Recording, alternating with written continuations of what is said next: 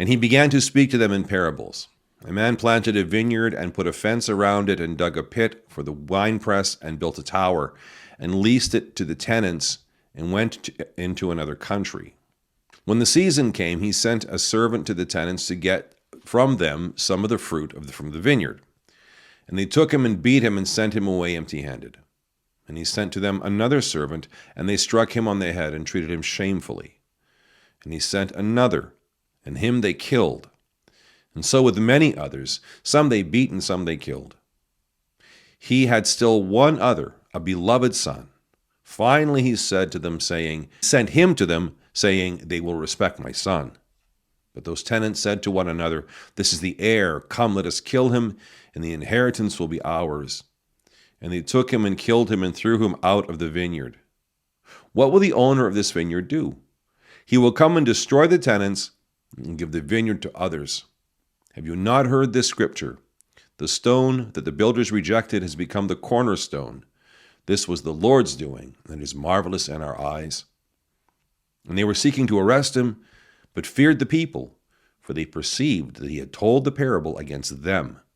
So they left him and went away.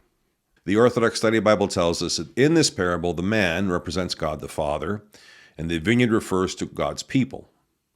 The vine dressers are the leaders of the Jews entrusted to care for the people. Each servant sent by the owner stands for an Old Testament prophet who comes to call the people back to God, while the beloved Son refers to Christ himself. This is obviously setting us up then for what's about to happen in the next chapters and with the Passion. And one of the things we note in this, well, there's a couple of things we can note in the parable. First of all, is this idea that this is the heir, let us kill him, and the inheritance will be ours. That there is this presumption among the forces of evil, both the earthly ones and the demonic ones who are tempting them, that somehow it's possible for us to seize the glory and to seize the place and to seize the honor reserved for God alone. And of course, this is completely pride talking, and it's complete. It's a fantasy. It's complete delusion. But this is how we think.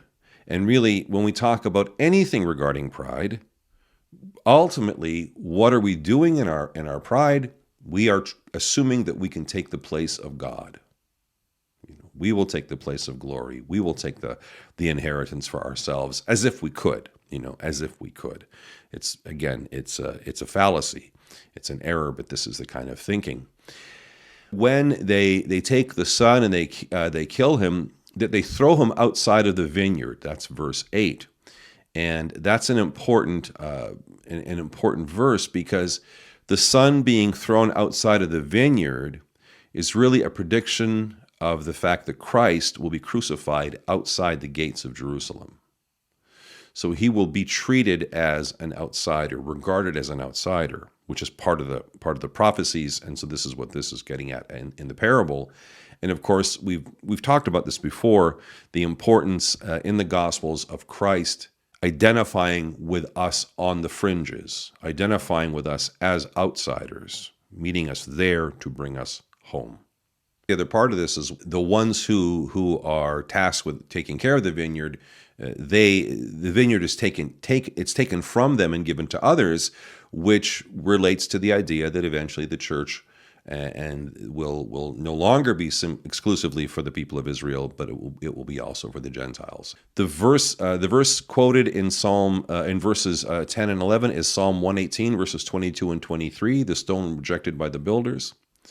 Saint Jerome says, "This rejected stone, which is borne by that corner, so the cornerstone where the lamb and the bread met in the supper, ending the Old and beginning the New Testament, does things marvelous in our eyes as the topaz."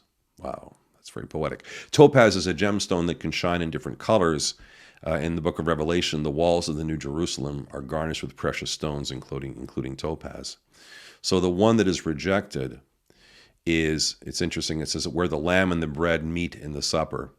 So you have the paschal lamb of the Old Testament, and then you have the slain lamb of the New Testament in the bread of the Eucharist, and all these things come together, and the one concludes and the other fulfills it.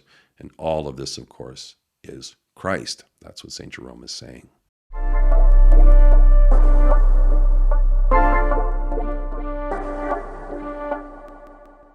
Thanks for listening to this episode of my podcast. If you'd like to learn more about Eastern Orthodox Christianity, but aren't near an Orthodox church, you might be interested in the Fellowship of St. Theophan the Recluse, an online community for seekers and inquirers, all in that same situation. We have members in the U.S., Latin America, the British Isles, Africa, and Australia. For more information, message me or send me an email. Until next time, take care, and God bless.